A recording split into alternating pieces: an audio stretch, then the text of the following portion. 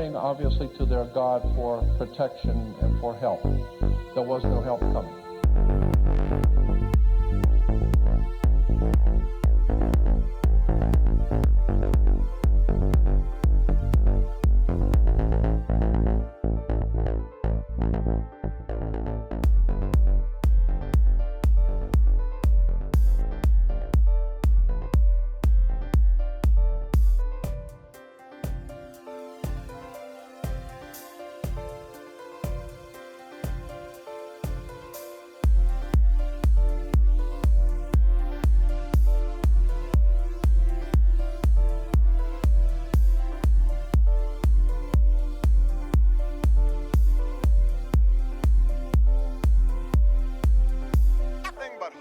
Virtue could survive, that the city and the country, alarmed at one common danger, came forth to meet it.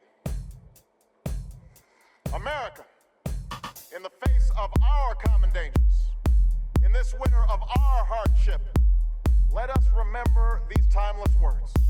Its mistakes are buried, not headlined.